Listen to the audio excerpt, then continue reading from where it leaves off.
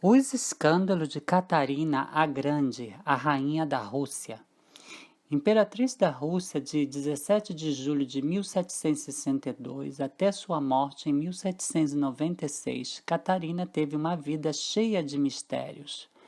A história começa muito longe de São Petersburgo, a capital da Rússia imperial. Frederica Sofia era uma princesa sem grande chance de subir ao trono. Seu pai era um dos tantos nobres decadentes da Prússia do século XVIII. Mas aos 15 anos, a czarina Isabel a convidou para conhecer seu sobrinho, o príncipe herdeiro Pedro III, neto de Pedro, o Grande.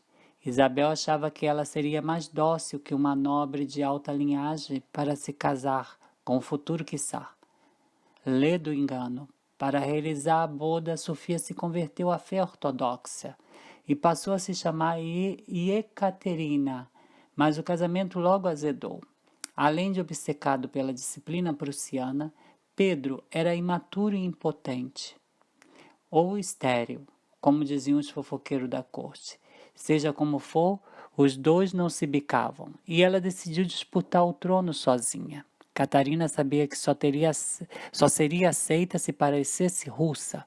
Passava noites aprendendo um novo idioma, diz Henri Troyat, na biografia Catarina Grande. Quando Pedro III ascendeu ao trono, em 5 de janeiro de 1762, Catarina sentiu o perigo. O marido a deixaria para se casar com outra. Sua resposta foi nada menos que um golpe de Estado com a ajuda de seu amante Grigori Orlov, membro da Guarda Imperial. Prendeu o czar. Em 28 de junho, declarava a si própria Catarina II, soberana de todos os russos. Pedro III foi para a cadeia e, em 17 de julho de 1762, assassinado em circunstâncias misteriosas. O clero e a nobreza apoiaram o golpe e a aclamaram a nova imperadora, e ela passou a desfrutar de seu poder absoluto. Os amantes da czarina. Ter amantes era uma prática comum na corte imperial russa, e Catarina não foi exceção. Aos 23 anos, depois de 8 sem dividir a cama com o marido, Pedro III, ela conheceu os prazeres da carne com o jovem Sergei Saltykov.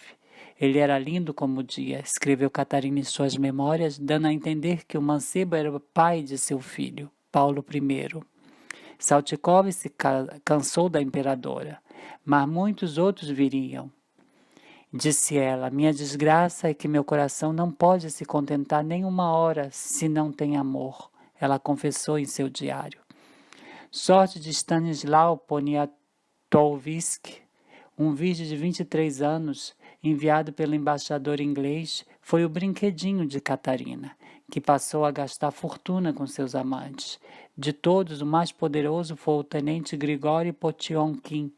Ele influía nas decisões da czarina, e talvez tenha sido o único que ela amou. Potionkin vivia no palácio, só precisava dar 2 passos, subir uma escada e já estava no aposento real. Chegava desnudo por baixo da bata, diz Henri Troyat. Quando o sexo esfriou, Potionkin passou a selecionar os novos favoritos. Ser favorito, aliás, era uma profissão. O sujeito recebia salário e, quando deixava de agradar, era indenizado com terras, rublos e servos. Em seguida, abandonava discretamente seus aposentos, enquanto Potionkin escolhia o substituto, diz Troyat.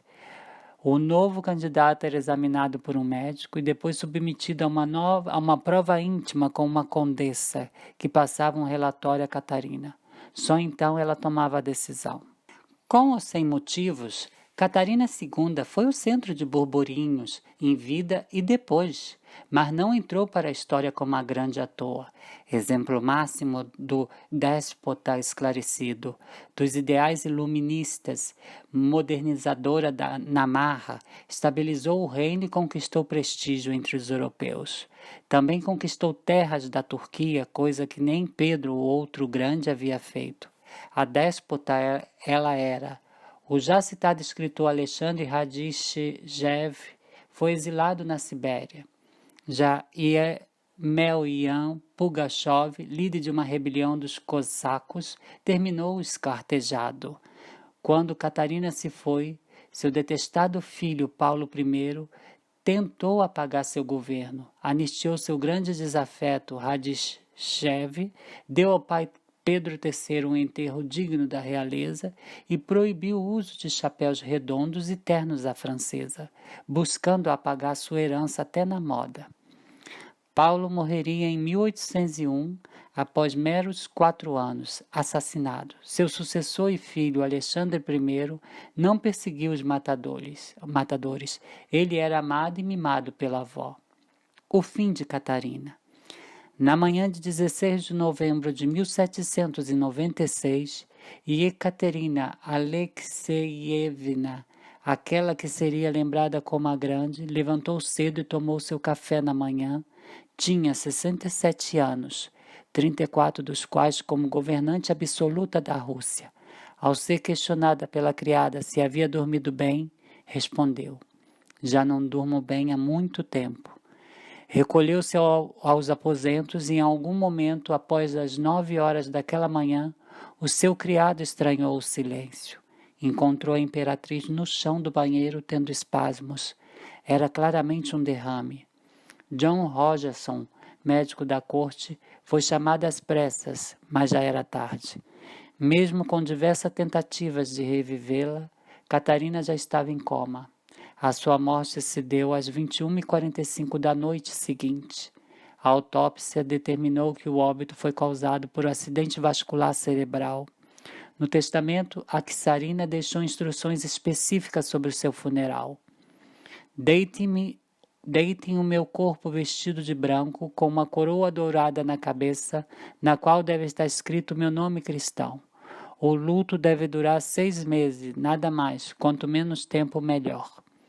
Esta é a história como aconteceu. Um filme discreto de uma poderosa mulher, mas logo começaram a circular rumores extremamente perniciosos, coisa do tipo que era atribuído aos mais devassos Césares de Roma. A rainha teria morrido fazendo sexo com um cavalo. A treliça que segurava o animal quebrou, fazendo com que Catarina fosse esmagada. Não há qualquer evidência de que algo assim tenha acontecido, mas dá para fazer uma ideia de onde veio o boato. Em 1796, seu filho Paulo I a sucedeu disposto a reverter tudo o que a mãe havia feito. Os dois se odiavam, afirma o biógrafo russo Henri Troiat. Os boatos surgiram nessa época. Não esqueça de deixar o seu comentário, deixar o seu joinha, se inscrever no canal, compartilhar esse vídeo com seus amigos e acionar o sininho para receber as notificações de vídeos novos. Obrigada.